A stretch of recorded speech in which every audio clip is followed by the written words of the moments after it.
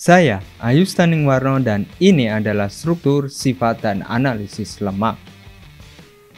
Setelah mengikuti perkuliahan pada hari ini, mahasiswa akan mampu menjelaskan definisi, reaksi, dan analisis pada lemak dan minyak. Ini adalah minyak yang akan kita bahas, yang bentuknya adalah cair, juga ada yang dalam bentuknya padat, dan juga sebagian yang dalam bentuknya seperti ini, yaitu lilin, tetapi kita tidak akan banyak menyinggungnya. Lemak dan minyak secara definisi merupakan senyawa organik yang terdapat di alam serta tidak larut dalam air, tetapi larut dalam pelarut organik non-polar. Contohnya pelarut ini adalah diethyl ether atau C2H5OC2H5 dan juga kloroform CHCl3 dan juga benzena maupun hidrokarbon lainnya. Apabila kita amati jenisnya seperti yang sudah disinggung di depan, ada dua. Di bagian kiri di sini kita amati ada yang bentuknya padat, tetapi pada suhu tertentu juga kita dapat jadikan cair. Kemudian yang jenis berikutnya adalah yang dalam kondisi ruang bentuknya tetap cair. Apabila kita amati lebih lanjut, penyusun dari lemak dan minyak ini adalah gliserol dan juga asam lemak yang apabila mengalami proses sintesis menggunakan skema pembentukan dehidrasi yang menghilangkan 3 atom air ini akan menghasilkan triasil gliserol. Lemak dan minyak yang ada di dalam sel apabila kita amati itu ada 2 jenis. Yang satu yang dalam bentuk molekul fosfolipid yang membentuk lipid bilayer ini yang memiliki sisi hidrofilik di bagian atas ini dan juga sisi hidrofobik. Kemudian apabila kita amati ini akan dapat membentuk suatu misel atau suatu globula lemak di sini yang memiliki tempat yang hidrofilik ada di bagian luar, kemudian di bagian dalamnya yang hidrofobik apabila tersusun dari molekul asam lemak. Nah, di sini kalau kita amati fosfolipid itu penyusunnya seperti ini. Ini contohnya pada bagian di sini adalah fosfatnya, kemudian di sini asam lemaknya. Sedangkan untuk yang molekul asam lemak di sini yang di sini contohnya asam lemak asam stearat. Sini rantai stearatnya. Kemudian berdasarkan peran di dalam tubuh, asam lemak ini terbagi menjadi 3. Yang pertama adalah asam lemak esensial yang termasuk di dalamnya alpha linoleik dan juga linoleik. Kemudian juga yang kondisional esensial yaitu asam docosahexaenoik dan juga asam gamma linolenik. Tetapi asam-asam lemak lainnya masuk ke dalam asam lemak non esensial. Di sini kita amati penamaan dari asam lemak dan juga jenis-jenisnya berdasarkan panjang dari asam lemak tersebut atau jumlah dari atom karbon penyusun asam lemak tersebut. Penamaan asam lemak itu dinamai secara spesifik. Sebagai contoh di sini yang memiliki 4 buah atom karbon dan juga 0 ikatan rangkap itu disebut dengan asam butirat yang memiliki formula CH3 CH2 2 kali COOH. Asam butirat ini seringkali ditemukan pada butter. Kemudian asam lemak yang lebih panjang, contohnya yang memiliki jumlah atom karbon 10 yang dikelompokkan menjadi asam lemak dengan jumlah karbon yang sedang, itu memiliki nama umum kaprat yang formulanya CH3 CH2 8 kali COOH yang umum ada di kelapa dan juga inti kelapa sawit. Sedangkan asam lemak yang lebih panjang contohnya 18 nol yang memiliki 18 atom karbon dan juga 0 ikatan rangkap. Ini termasuk tadi asam stearat yang umum ada di cocoa butter dan juga tallow. Sedangkan yang lebih panjang lagi di sini contohnya DHA yang memiliki ikatan rangkap 6 buah yang bersumber dari 22 karbon.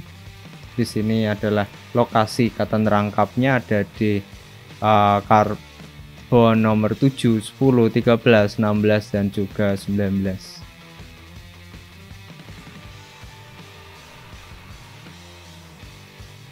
Nah, jenis-jenis asam lemak itu juga dapat dikelompokkan. Tadi kita singgung sebentar mengenai yang tidak jenuh, yang memiliki ikatan rangkap. Semakin banyak ikatan rangkapnya itu menjadi semakin tidak jenuh.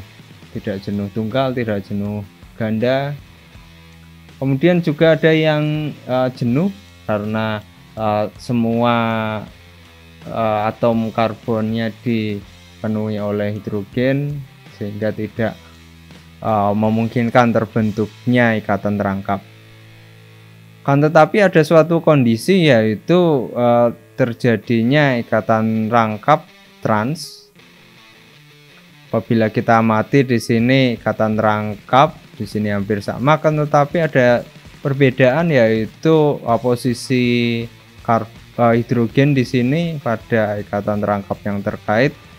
Untuk yang ikatan rangkap trans ini memiliki posisi yang berlawanan, sedangkan pada ikatan rangkap yang cis ini satu sisi.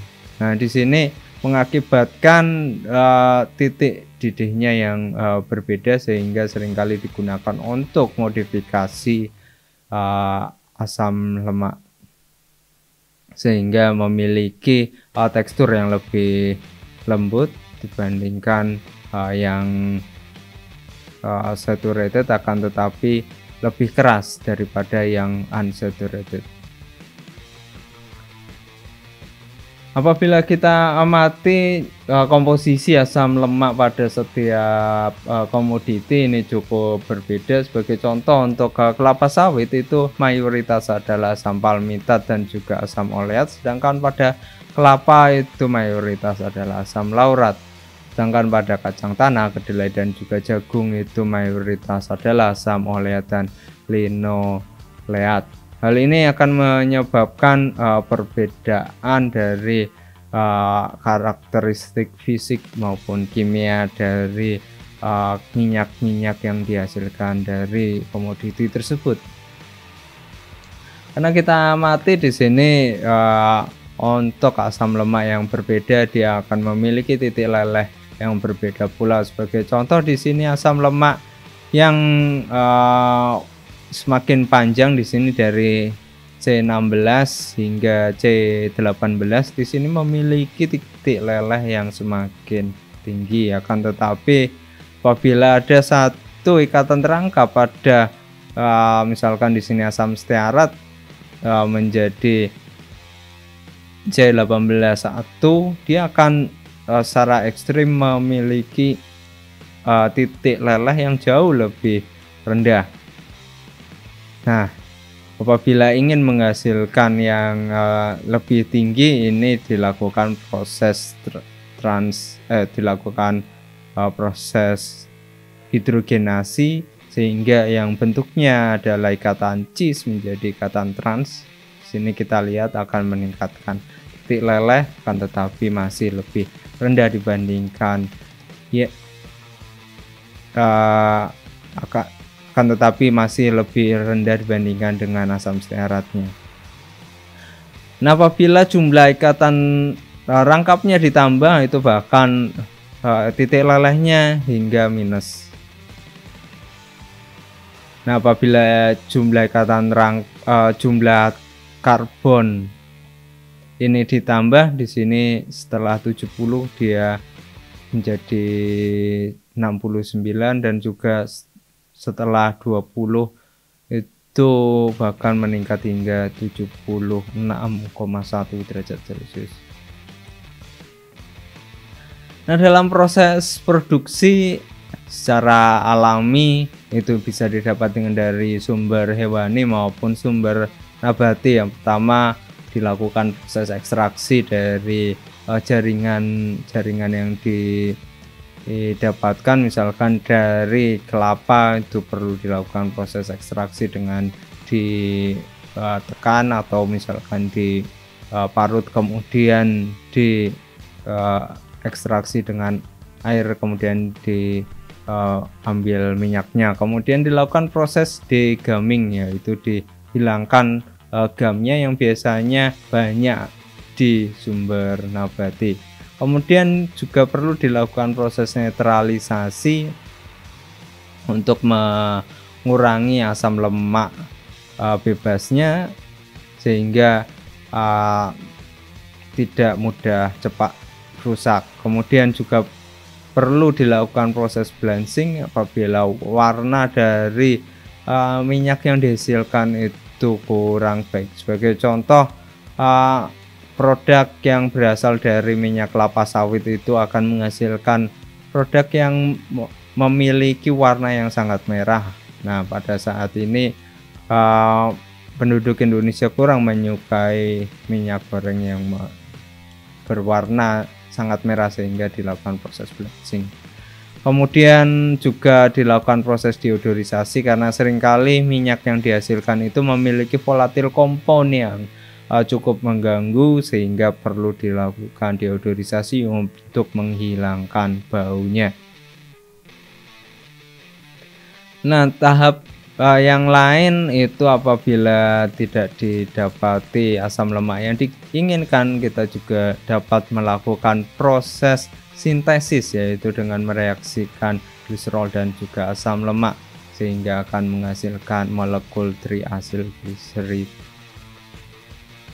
Nah, dalam proses sintesis ini kita juga akan menghasilkan berbagai jenis triasilgliserid. Di sini yang lengkap 3 asam lemaknya, akan tetapi kita juga dapat menghasilkan diasil maupun monoasil gliserol yang hanya akan menempel satu asam lemaknya pada rantai gliserilnya. Nah, monoasil gliserol dan juga dan diasil gliserol itu dapat digunakan sebagai emulsifier dan fungsi-fungsi lainnya.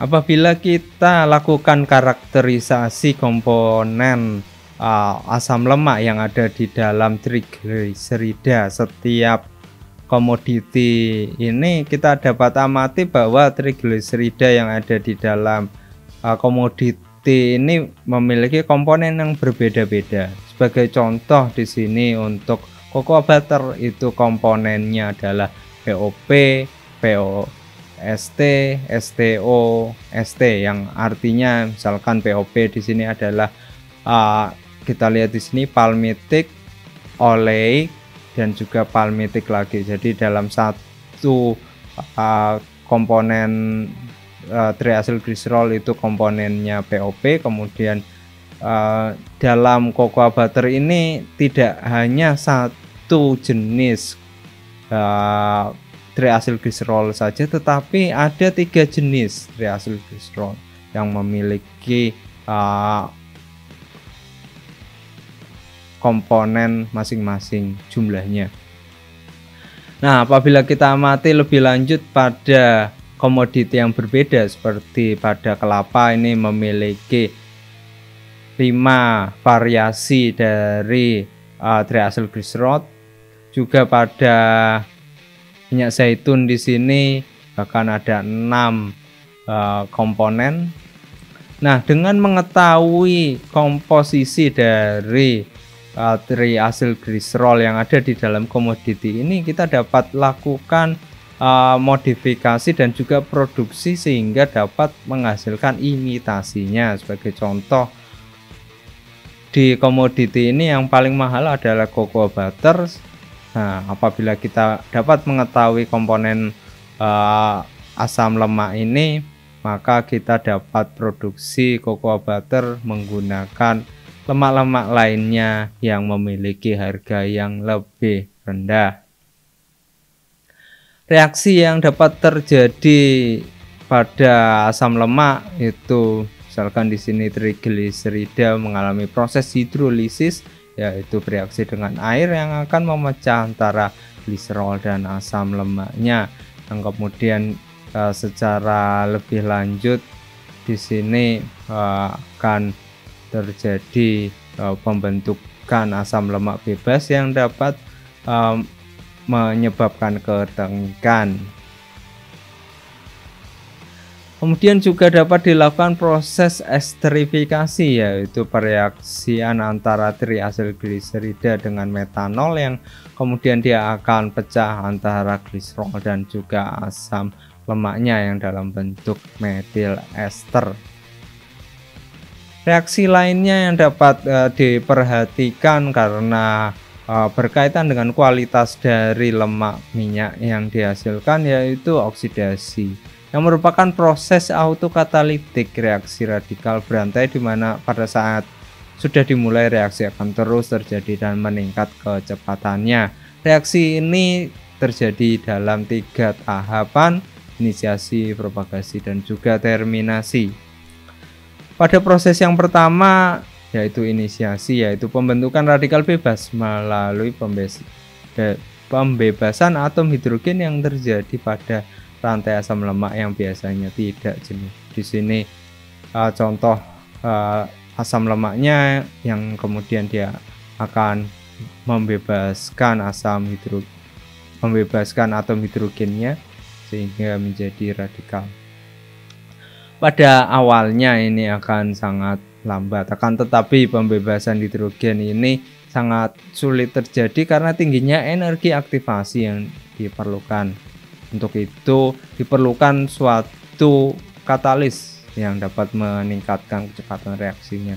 Itu biasanya dapat terjadi karena adanya panas, cahaya, radiasi ion logam, dan juga enzim lipoksigenase yang ada di dalam sel tumbuhan. Kemudian setelah terjadi propagasi, setelah terjadi inisiasi, dia akan mengalami propagasi, yaitu pada saat asam lemak radikal yang terbentuk pada proses inisiasi tadi bereaksi dengan triplet oksigen dan membentuk radikal peroksi atau ROO radikal. Struktur radikal peroksi akan distabilisasi oleh atom hidrogen yang berasal dari asam lemak yang lainnya. Jadi di sini akan menyerang asam lemak lainnya. Radikal asam lemak yang baru ini, R-aksen radikal, dapat melanjutkan reaksi hingga secara singkat dapat dinotasikan sebagai berikut. Sini radikal asam lemak, kemudian dia akan mengikat triplet oksigen dan membentuk radikal peroksi. Kemudian dia akan menyerang asam lemak lainnya sehingga akan menghasilkan radikal yang baru. Nah, ada kalanya terjadi proses terminasi walaupun sangat jarang, dan proses terminasi ini kecepatannya lebih rendah dibandingkan proses sebelumnya tadi, yaitu propagasi.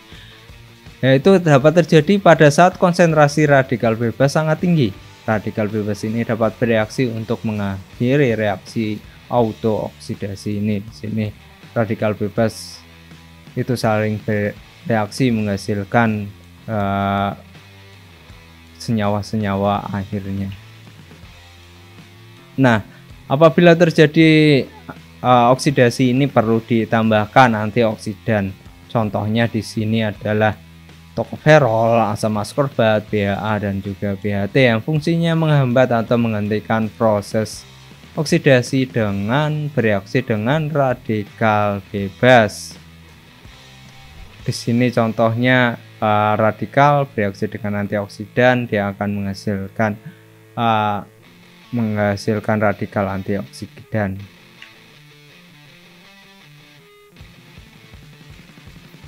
Bagian berikutnya adalah analisis lemak. Kita akan membahas 4 buah analisis lemak, yaitu total lemak, komposisi asam lemak bebas, dan juga bilangan peroksida. Yang pertama adalah total lemak. Prinsipnya adalah metode ekstraksi pelarut secara selektif yang digunakan pada sampel yang telah dikeringkan. Pelarut yang digunakan berbagai macam, ada yang menggunakan heksan untuk analisis Socklet dan juga Goldfish, dan juga campuran klorofurmetanol atau campuran klorofurmetanol air untuk metode Voll. Tapi secara umum yang kita gunakan adalah metode Socklet. Di sini kita gunakan alat yang disebut dengan Socklet extractor yang terdiri dari yang pertama adalah kondenser yang di bagian atas yang berfungsi untuk mengembalikan pelarut yang diuapkan. Kemudian bagian paling bawah di sini adalah tempat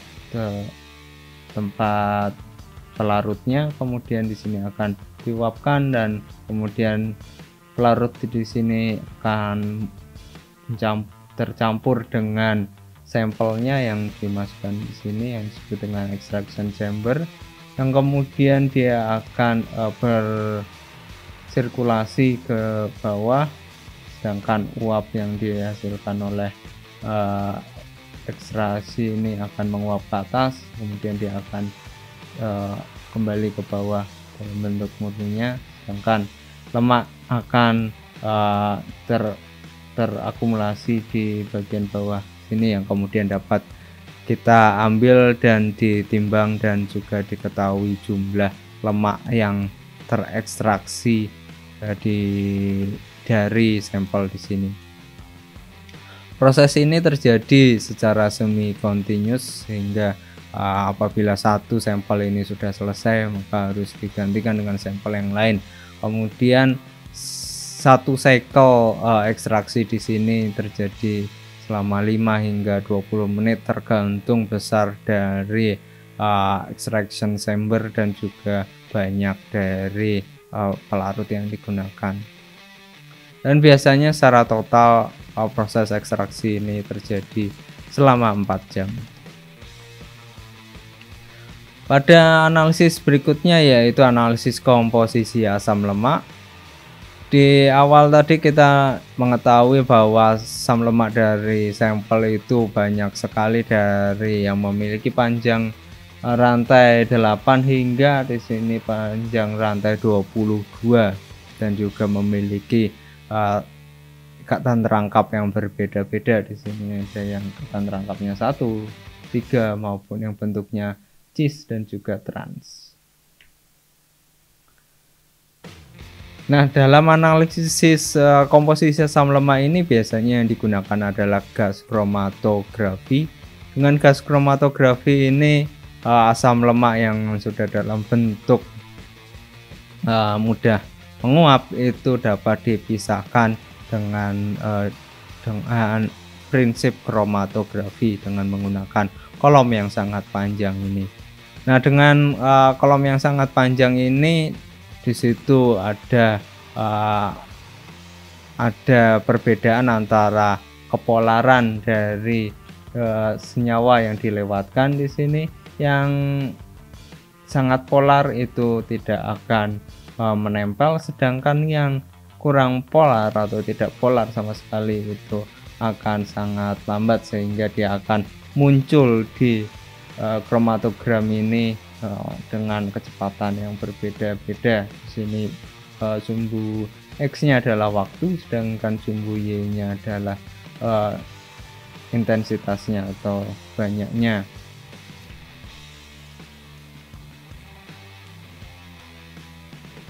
Nah, dalam prinsip analisis komposisi asam lemak ini, yang pertama, lemak kompleks harus diurai menjadi asam lemak bebas yang mudah menguap, yang dapat digunakan untuk analisis gas kromatografi. Lemak kompleks ini perlu diubah menjadi metal ester asam lemak atau yang disebut dengan FAME. Secara prinsip yaitu dilakukan proses hidrolisis alkali atau disebut dengan saponifikasi. Pada tahap ini ikatan ester antara asam lemak dan gliserol diputus dengan panas dan alkali yang biasanya menggunakan natrium hidroksida. Kemudian dilakukan proses metilasi asam lemak menjadi FAME di dalam metanol dengan katalis BF3. Nah, di sini adalah saponifikasi yang terjadi, reaksinya di sini asam lemaknya, kemudian di sini NaOH-nya, dan dia akan perikatan di sini RCOONA. Kemudian dilakukan proses esterifikasi dengan metanol di sini dengan katalis BF3 dan akan menjadi FAME. Nah, kemudian apabila kita sudah menghasilkan grafik kromatogram tadi, kita lakukan analisis dengan perhitungan luas area standar internal yang digunakan dan juga dibandingkan dengan konsentrasi area asam lemak yang dihasilkan. Nah, di sini kita menggunakan standar internal yaitu C17 yang ditambahkan secara langsung ke dalam contoh. C17 ini sangat jarang ada di dalam bahan alam sehingga dapat digunakan sebagai standar internal, sehingga dapat diketahui besaran respon dari asam lemak tertentu itu dibandingkan secara langsung dengan C17 sebagai standar internalnya, sehingga dapat dilakukan perhitungan dan dapat diketahui konsentrasi asam lemak masing-masing. Analisis berikutnya yaitu analisis asam lemak bebas atau FFA. Analisis ini penting dilakukan karena sering terjadi reaksi hidrolisis pada trigliserida yang terjadi pada proses penggorengan maupun pemanasan. Nilai FFA ini biasanya dilaporkan sebagai asam lemak sebagai asam oleat, meskipun pada minyak kelapa dan minyak sawit FFA dilaporkan sebagai asam laurat dan asam palmitat.